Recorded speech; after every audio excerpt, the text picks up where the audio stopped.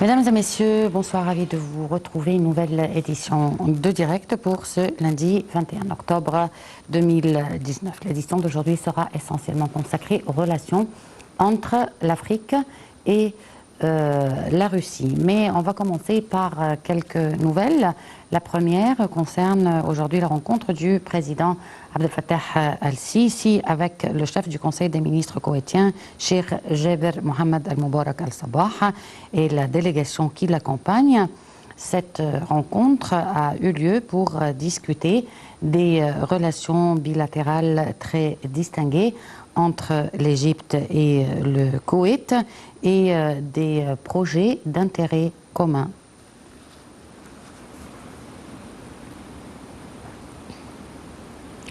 Le Premier ministre, Dr Moustapha Madbouli, a également reçu aujourd'hui la délégation koweïtienne et a assisté à la signature d'un important accord concernant les projets de développement conjoint entre l'Égypte et le Koweït.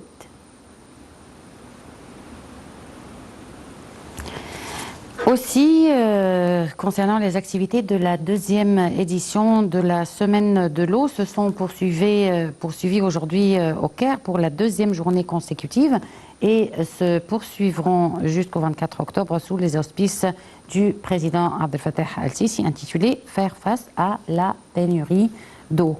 Les événements d'aujourd'hui incluent la convocation de la deuxième réunion du Conseil de l'eau de l'OCI, organisée conjointement par l'OCI et le ministre des Ressources en eau et de l'Irrigation, afin de renforcer les mécanismes de coopération entre les États membres de l'OCI pour résoudre les problèmes liés à l'eau. La réunion vise à suivre les efforts et les progrès réalisés à cet égard, en plus d'aider les États membres à mettre en œuvre leur stratégie nationale dans le domaine de l'eau.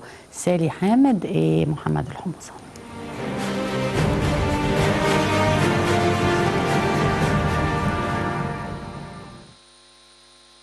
Les cérémonies inaugurales de la deuxième édition de la Semaine de l'eau du Caire ont commencé en présence du Premier ministre Moustapha Madbouli et d'autres ministres responsables concernés. Cette édition, tenue du 20 au 24 octobre, est placée sous le thème « Réagir à la pénurie d'eau » en vue de souligner l'importance d'enlever la question de l'eau pour les communautés arabes et régionales.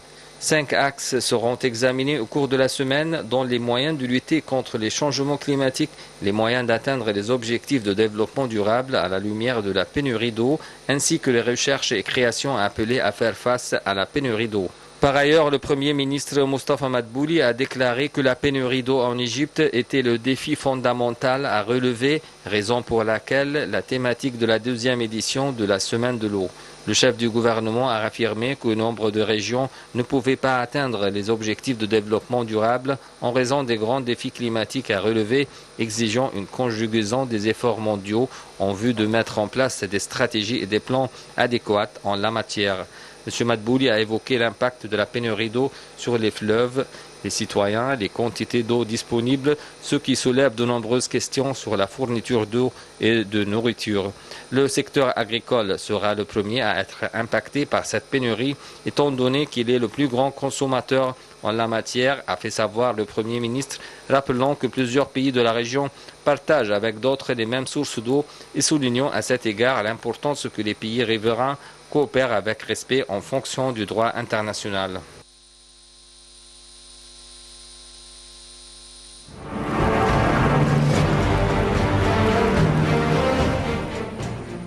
Passons aux relations entre l'Égypte et la Russie et l'Afrique, riche de sa relation passée avec le continent africain et poussée par les embargos occidentaux contre son économie. La Russie a récemment multiplié les opérations de séduction pour marquer son grand retour en Afrique. Salih Hamed et Mohamed Al-Houmoussani nous donnent plus de détails.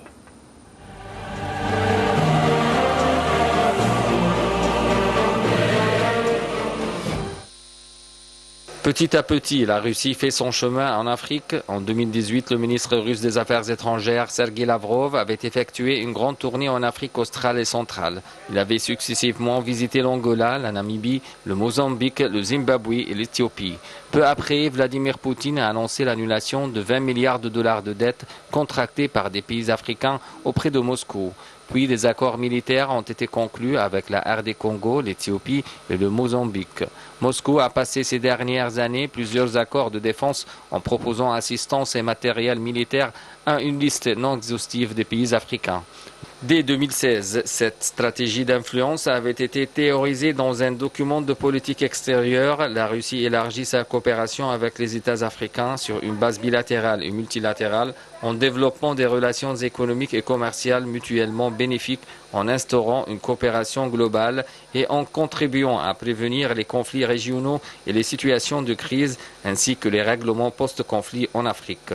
Suite à une première tournée en 2006 qui avait mené Vladimir Poutine en Algérie, puis en Afrique du Sud et au Maroc, la Russie a réaffirmé depuis ses relations avec les 20 principales économies africaines. Prudente depuis 2011 vis-à-vis des pays d'Afrique du Nord, congestionnés par leur situation sociopolitique, la Russie est revenue en force en 2013 en Égypte. La Russie est rassurée par ses positions dans la région, partenariat historique et militaire avec l'Algérie, accords économiques avec le Maroc et la Tunisie, renouvellement et renforcement de la relation avec l'Égypte, un travail à présent pour un ancrage stratégique en Afrique subsaharienne.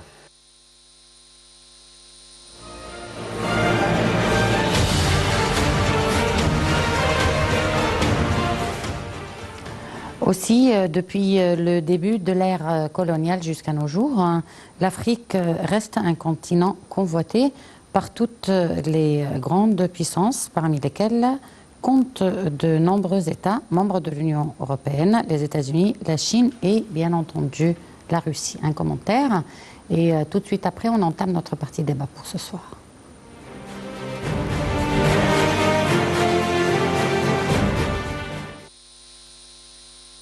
La Russie a tissé des relations très étroites avec de nombreux pays du continent africain. Les intérêts stratégiques étaient avant tout d'ordre idéologique, mais également économique. L'activité internationale des entreprises russes en Afrique est le vrai moteur de l'implantation russe. La particularité de la Russie, tout comme celle de la Chine, est qu'elle se fait aujourd'hui dans le cadre plus large de la coopération des BRICS. La Russie se situe au 2e rang mondial en termes de nombre de projets menés en Afrique du Sud, mais au 5e rang en termes de volume d'investissement. C'est-à-dire que la coopération est amenée à croître ces prochaines années. Lorsqu'on envisage plus largement les relations entre les pays d'Afrique et la Russie, une distinction doit être faite entre l'Afrique subsaharienne et l'Afrique du Nord. Lors du dernier sommet des BRICS qui s'est déroulé à Johannesburg en juillet 2018, le président russe a évoqué l'idée d'un sommet russo-africain rassemblant l'ensemble des dirigeants du continent et lui-même. En effet, la Russie entend bien revenir sur un continent où sa présence a souvent été fluctuante. Même dans les années 1970, apogée de l'emprise soviétique en Afrique, cette présence a été épisodique, à de rares exceptions près comme en Algérie, en Libye ou en Angola.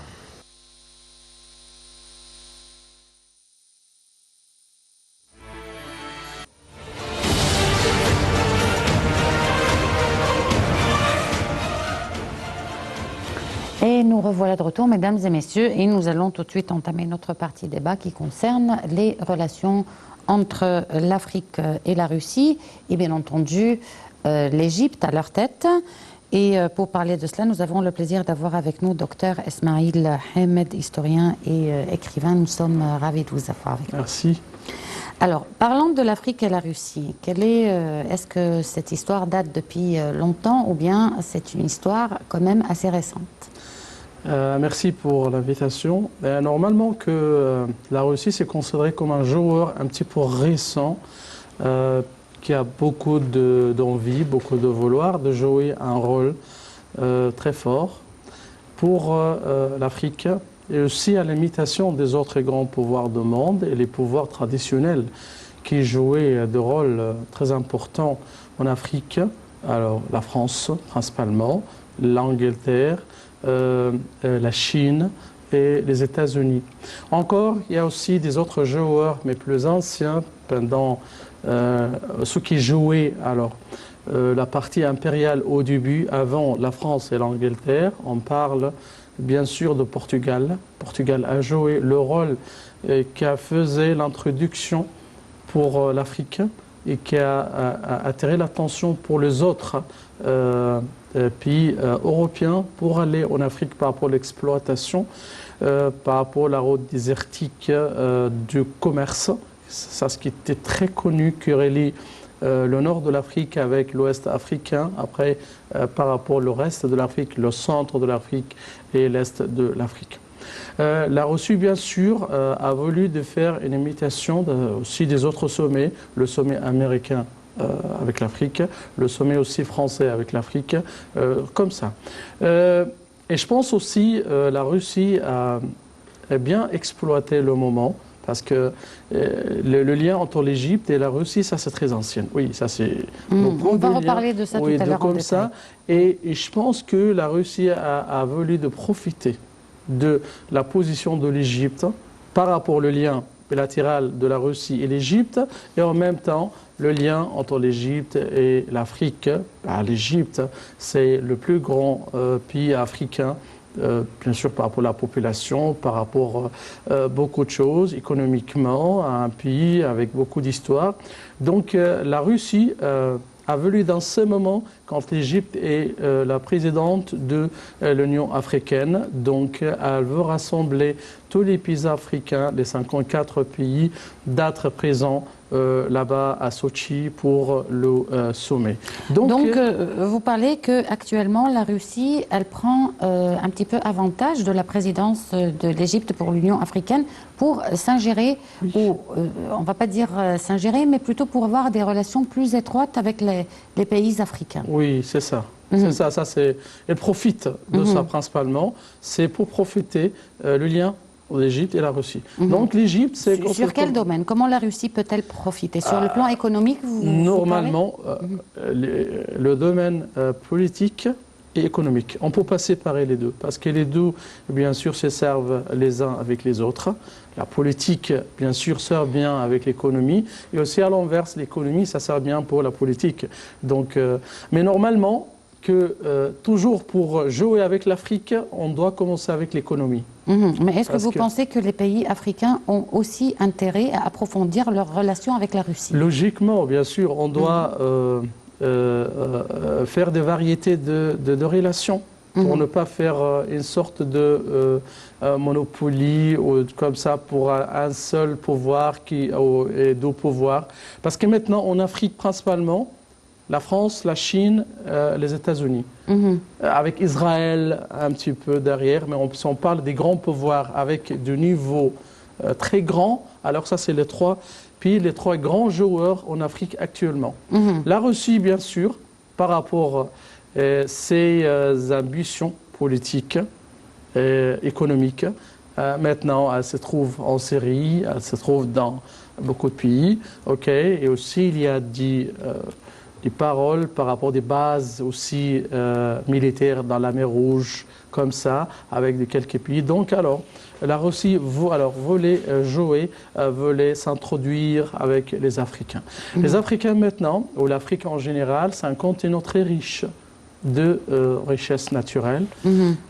C'est même avec la période coloniale, beaucoup d'exploitation de l'Afrique, mais toujours à travers des siècles. Mais jusqu'à maintenant, même cette période misérable pour tous les Africains avec l'exploitation impériale par rapport le Portugal, les Belges, par rapport les Espagnols, par rapport les Anglais, les Français et tous ces pouvoirs impériaux. Donc, jusqu'à maintenant, l'Afrique c'est considéré comme un continent vierge, avec beaucoup de trésors. L'or, bien sûr, en Afrique, ça c'est bien sûr le plus grand réserve dans le monde entier. On a à l'est de l'Afrique, il y a des centres de l'or. À l'ouest de l'Afrique, on connaît bien, tout près de la mer Rouge.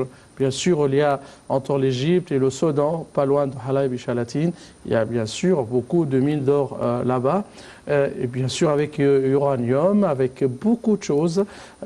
Donc toujours, c'est l'Afrique qui attire tous les pays. Mais cette phrase que vous venez de dire tout à l'heure, que le continent africain est un continent excessivement riche et que malgré cela, il reste un continent quand même en développement. Oui, c'est ça. Donc, quelle est votre explication pour ce paradoxe? C'est bien sûr l'impérialisme, les colonisations.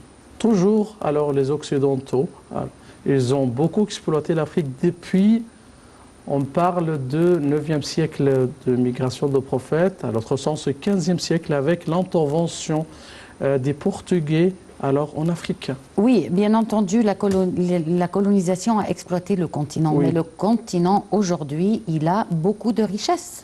Oui, c'est son état actuel. Et même donc il a des richesses inexploitées, si l'on peut dire. Mais jusqu'à maintenant, on ne peut pas aussi dire que l'influence impériale, c'est fini. Hein.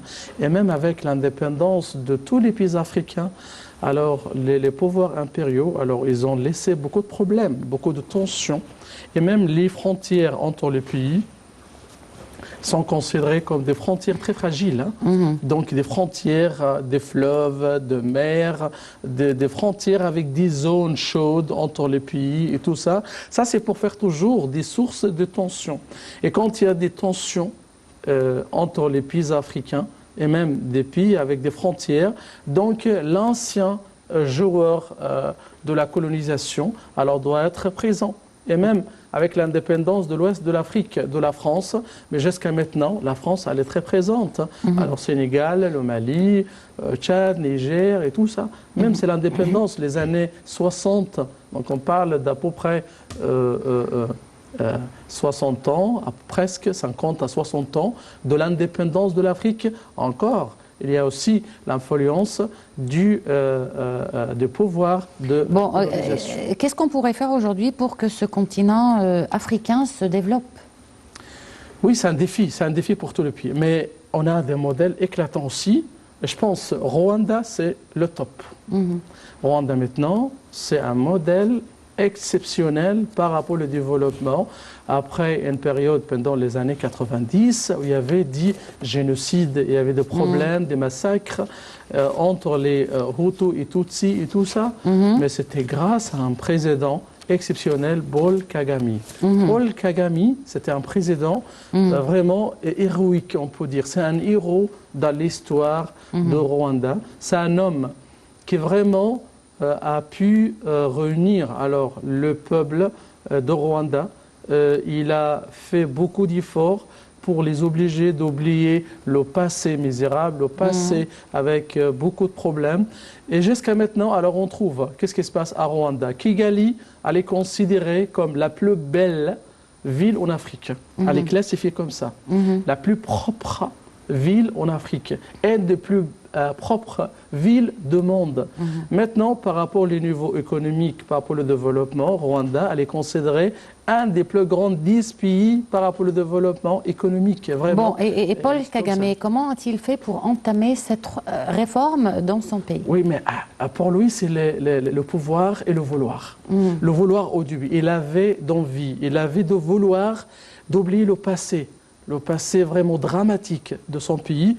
Et tous les peuples, tout le monde là-bas, parce que, comme on connaît, Hutu et Tutsi, c'est 80 à 20%. 80 pour Tutsi et 20% pour l'autre, ou plus autres.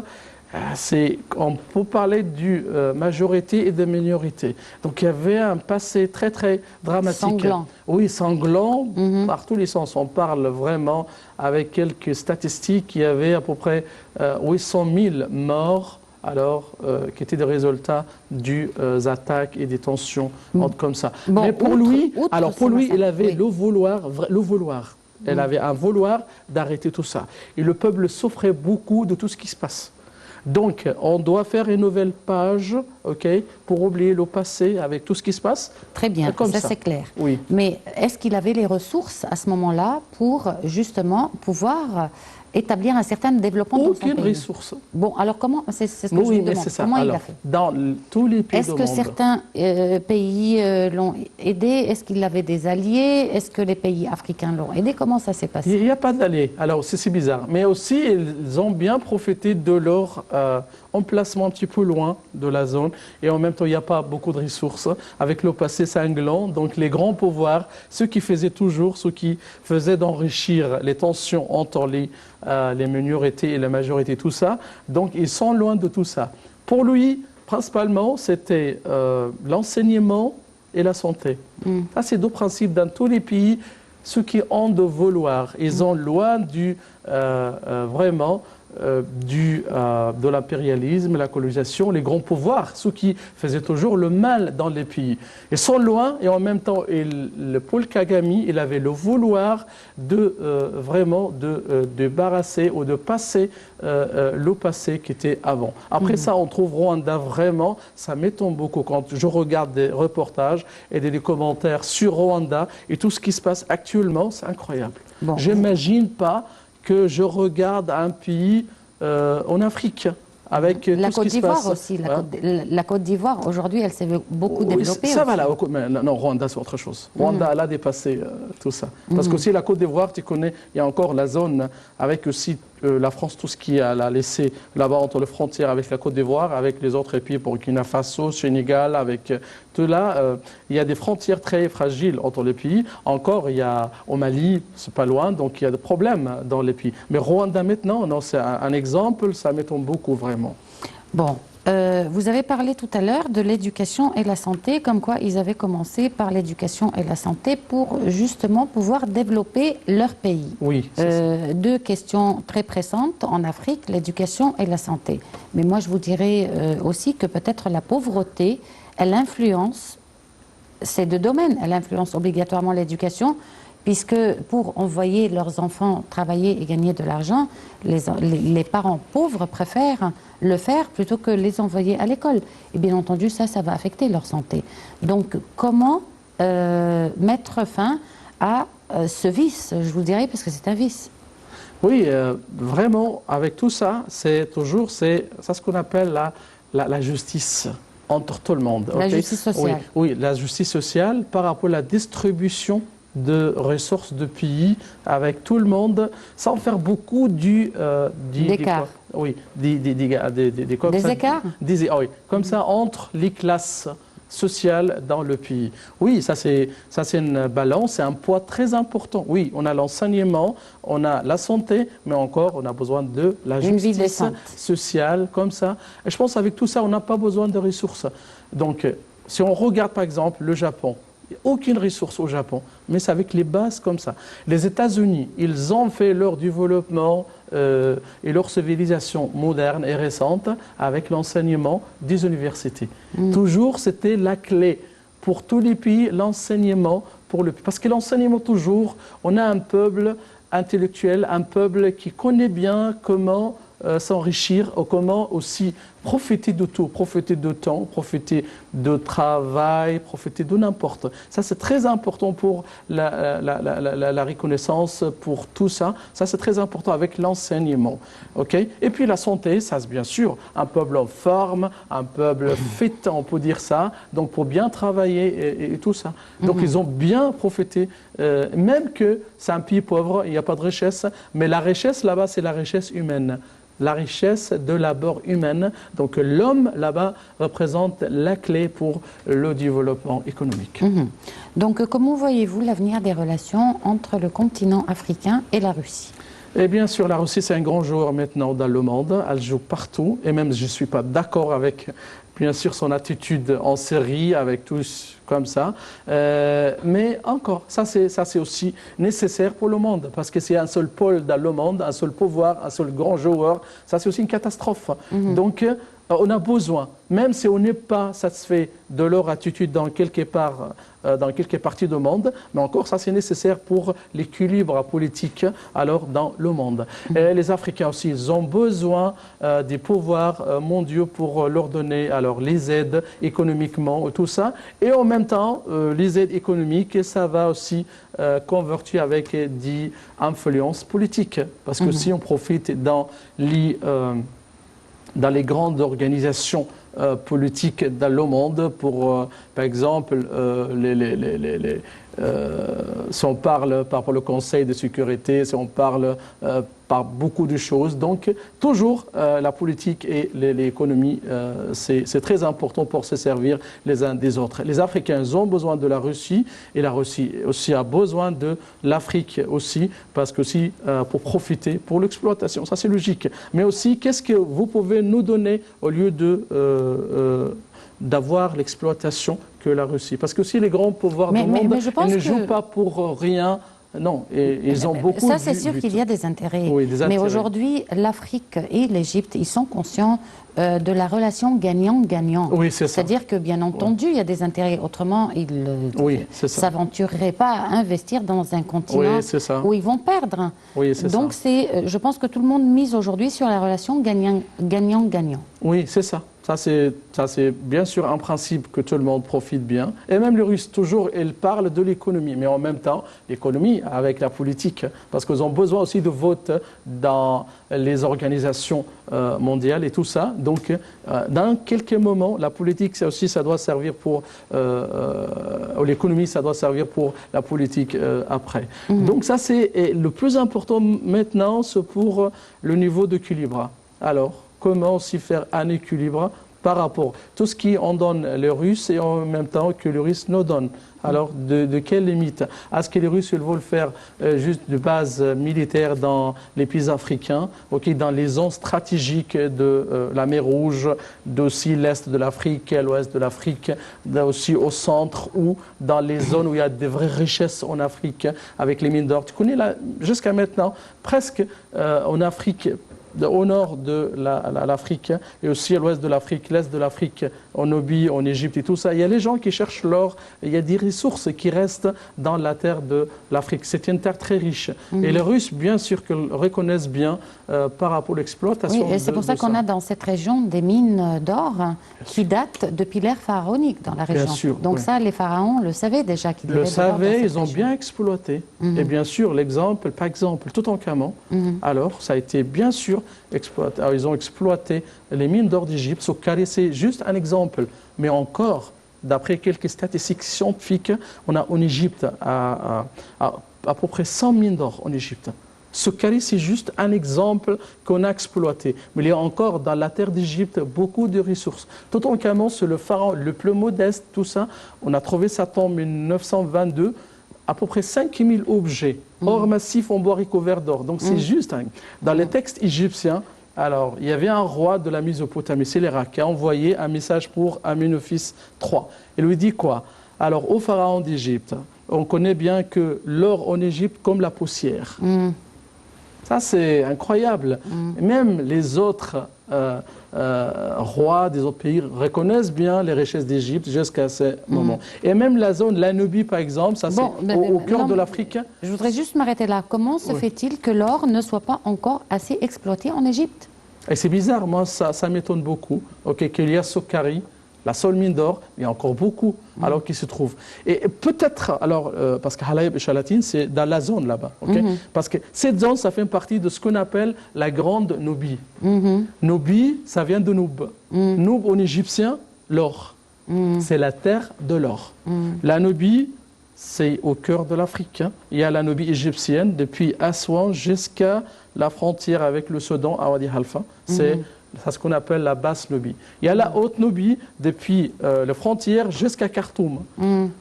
Toute la zone là, il y a beaucoup de mines d'or là-bas.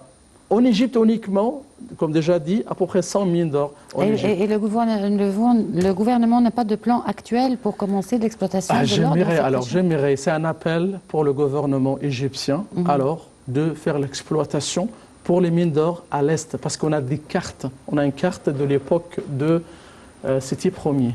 le père de Ramsès II, qui nous donne les emplacements, ok, de mines d'or en Égypte. Une carte de l'époque des pharaons jusqu'à maintenant.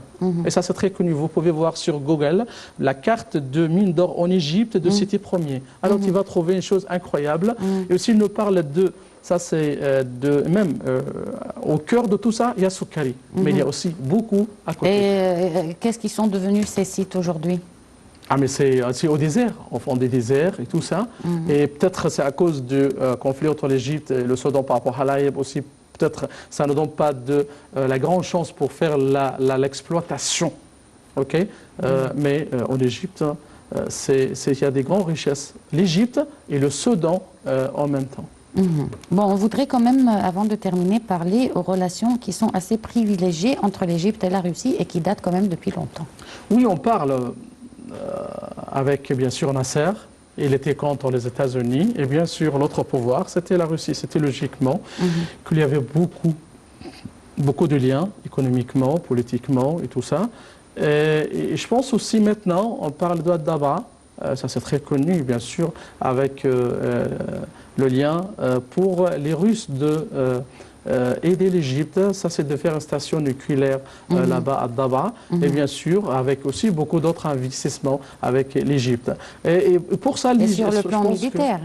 Et sur le plan militaire. Ah, bien sûr, oui. oui.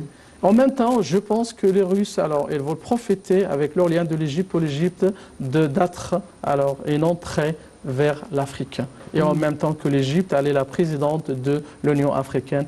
Donc, ils sont très intelligents de choisir ce moment, de faire cette conférence pour ça.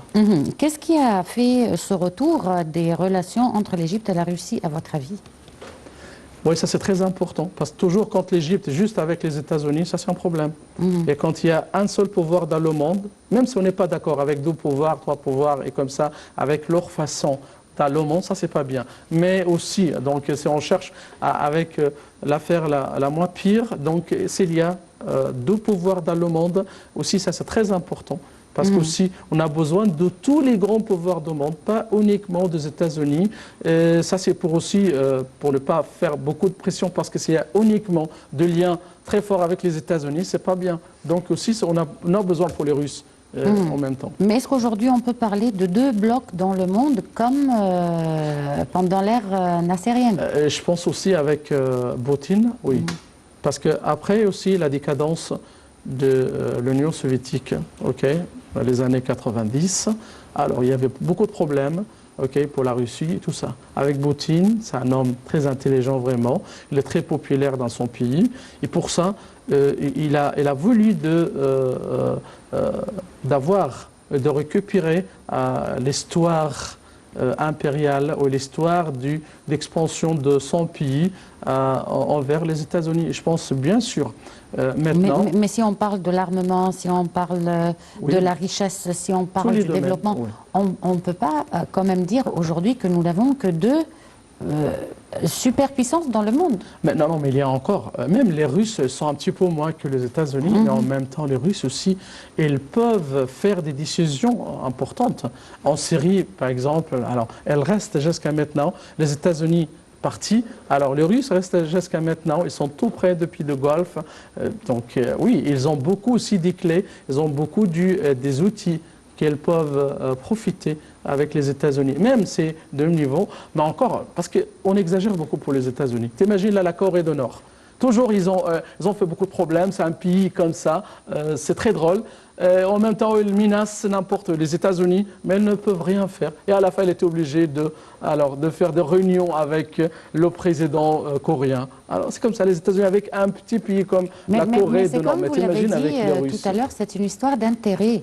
C'est-à-dire, chaque pays adopte la position qui va de pair avec ses intérêts. Bien sûr, et même avec la Turquie, avec les dernières affaires qui passent, avec l'intervention turque en Syrie, tout ça. Les États-Unis ont menacé tout au début, après. Qu'est-ce qui se passe? Donc maintenant, on est dans un monde qui ne respecte que l'effort. L'effort. Mais juste pas de parler, non, du fort. Et qu'est-ce qui fait la force? La richesse. Et c'est la richesse qui fait la force. Mais qui fait aussi, là. Mais qui fait la force, bien sûr, avec des richesses, avec une économie très forte, donc avec un aujourd'hui, on pays est stable toujours et tout ça. Dans un monde capitaliste. Bien sûr, ça c'est logique. Oui. Et est-ce que vous pensez que le continent africain dans ce monde capitaliste aura sa place en s'alliant avec des entités comme la Russie ou les États-Unis? Mais tu connais là, alors, maintenant il y a des attitudes différentes dans les pays africains. Encore, je pense avec Rwanda, il y a beaucoup de pays qui doivent émettre tout ce qui se passe à Rwanda. Et même les Éthiopiens, même qu'on n'est pas d'accord avec eux, ils ont fait beaucoup de développement économique, les Éthiopiens. Ils ont bien arrangé les affaires chez eux et tout ça. Donc il y a beaucoup. Tu parles aussi avec la Côte d'Ivoire, il y a aussi Sud-Afrique. Donc il y a beaucoup aussi de pays qui commencent, mais aussi ça a besoin de patience, ça a besoin de longtemps pour les autres pays africains aussi de faire les mêmes attitudes par rapport au développement économique et tout ça. Mais je pense maintenant l'Afrique sur le bon chemin vers tout ce qui les Africains veulent. Et du point de vue africain, qu'est-ce que les Africains attendraient de la Russie? Alors, normalement, l'économie, alors, ok? Et en même temps... L'économie, c'est-à-dire? L'économie, donc de faire des projets. Et ça, c'est que l'Égypte a beaucoup manqué. Alors, pendant les dernières années, les 30 ans, comme on dit là, pendant tout ce qui avant 2011, mais avec Moubarak et tout ça, oui, il y avait beaucoup de négligence avec l'Afrique. Les Africains ont besoin aussi de s'approcher, mais pas uniquement de parler qu'on est des amis, qu'on est des frères. Non, il faut faire des projets. Je pense maintenant, oui, il y a beaucoup des entreprises égyptiennes qui travaillent dans les pays africains et comme ça, mais on doit concentrer notre intérêt ou les entreprises égyptiennes dans le bassin de Nil, parce que ça c'est l'essence pour l'Égypte, ça c'est ce qu'on peut dire, c'est le destin pour l'Égypte, le Nil. Donc on doit être tout près. Parce que si mais il y a quand même eu, outre la présidence de l'Égypte pour l'Union africaine, avant même la présidence de l'Égypte pour l'Union africaine, l'Égypte quand même, pendant les 4 dernières années, a eu des relations quand même assez privilégiées ou qui se sont développées avec l'Afrique. Oui, ça va, mais encore on a besoin de plus. Par exemple, par rapport à l'histoire africaine, parce que je suis un spécialiste de l'histoire africaine, on a besoin d'un département de l'histoire de l'Afrique dans toutes les facultés de lettres. C'est important de savoir l'histoire de notre continent et en même temps de respecter les Africains. Les Africains, jusqu'à maintenant, j'ai beaucoup d'amis africains, ils ont problème par rapport, alors, les films en Égypte qui parlent par rapport aux Africains avec des façons, alors c'est toujours comme ça. Donc on a besoin aussi d'une prise de conscience un peu plus approfondie, oui, c'est ça. Pour rétablir ces relations fraternelles et amicales avec l'Afrique. Bien sûr, avec l'économie. Mais je pense que le ministère de la Culture, et outre les conférences de la jeunesse, et les conférences de il y avait un forum pour la jeunesse arabo-africaine. Je pense que ce genre de manifestation, il va contribuer justement à ça va. Mais encore, donc on parle d'un petit mouvement, donc on a besoin des autres Bien aussi. sûr. Mais alors maintenant d'ici, alors avec toi, j'appelle alors le gouvernement égyptien de faire un département de l'histoire de l'Afrique dans toutes les facultés de lettres. On l'espère. En tout cas, docteur Ismail Hamed, c'était un plaisir de vous avoir aujourd'hui avec nous. Et merci de nous avoir suivis. On se retrouve donc demain avec une nouvelle édition de Direct et un nouveau collègue.